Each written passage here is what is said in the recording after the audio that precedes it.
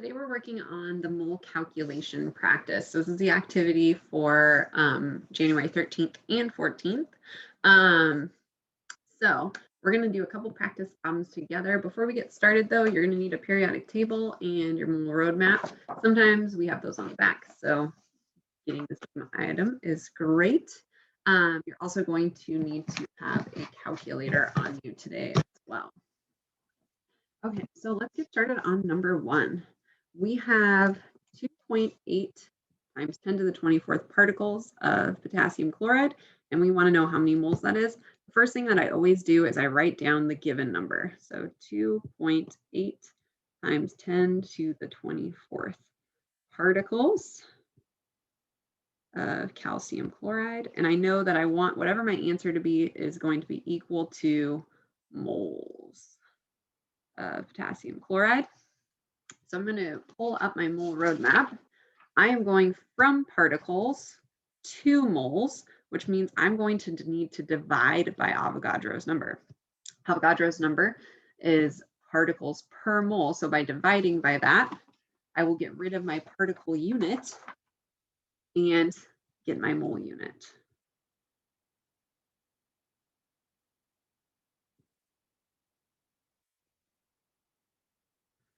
Particles per mole. And when I do this calculation, my calculator, I'm going to want to really be using parentheses because I've got some very large numbers. So 2.8 times 10 caret 24 to the 24th power divided by 6.02 times 10 to the 23rd power, and that parentheses. And I'm going to hit enter, and I get 4.65.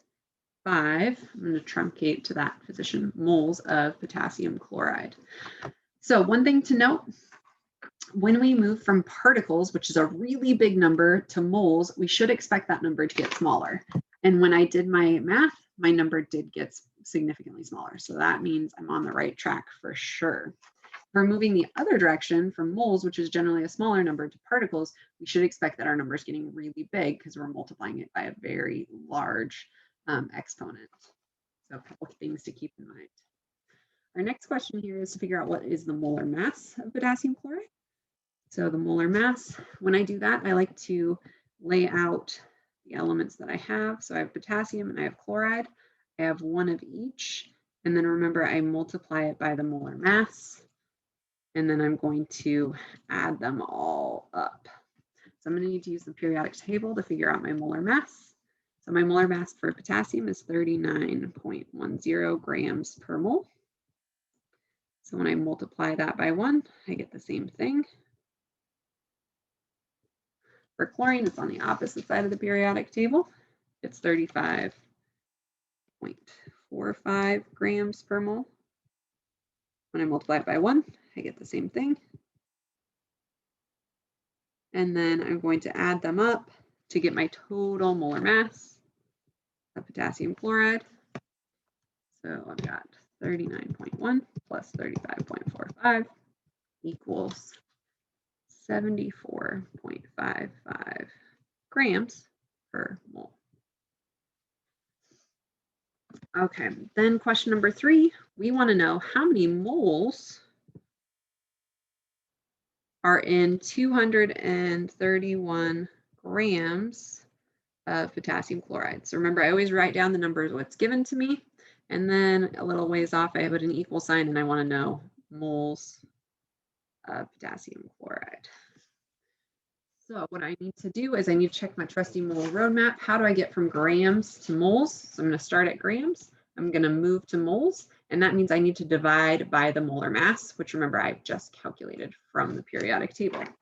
So I need to divide by the molar mass, which is 74.55 grams per mole.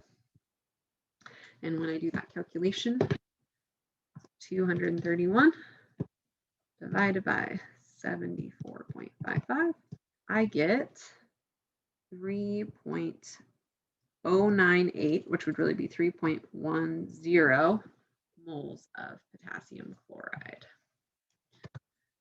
All right, join me in my next video to go over 13, 14, and 15.